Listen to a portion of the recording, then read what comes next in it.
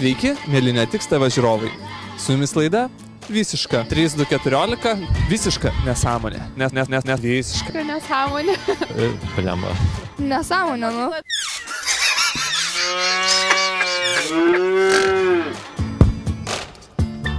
Nesibaigianti lietuviška žiema ir neateinantis lietuviškas pavasaris mus ir vėl verčia pasakyti visiška nesąmonė. Taigi klausime balandžio, kas yra visiška nesąmonė? Labą dieną, sakykit labą dieną. Nepabėk, ne mados reitasgi. Sakykit, prašau. Kas yra visiška nesąmonė, sakykit.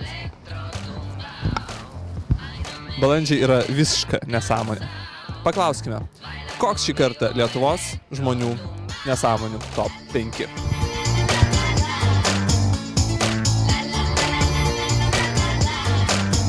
Penkta vieta. Blogas oras yra visiška nesąmonė.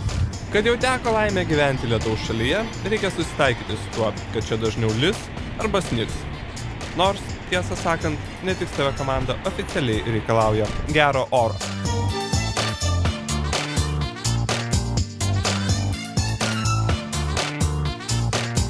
Ketvirta vieta. Yra visiška nesąmonė, kad rakina mokyklos duris. Jo, per ilgasis pertraukas ir neišleidžia vaikų į lauką. Gerbiama mokyklos valdžia, leiskite paklausti, kodėl jūs rakinate duris.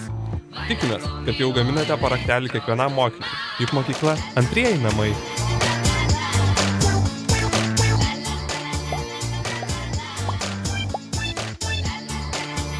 Trečia vieta. 8 egzaminai per 3 dienas čia tikrai yra visiška nesąmonė ir gaila paprasčiausiai studentų. Taip, visiška nesąmonė. Ne tik, kad 8 egzaminai, bet ir 3 dienų sesija. Kur tai matyta?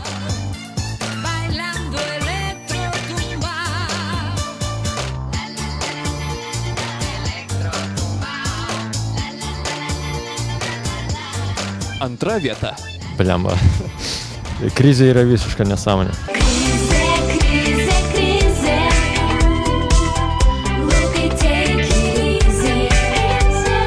Sakoma, kad krizė baigsis 2011 m. gegužės 12 dieną.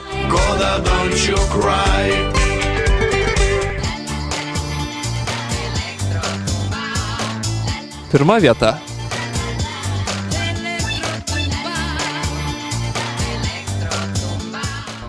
Svetimėjimas yra visiškai nesąmonė.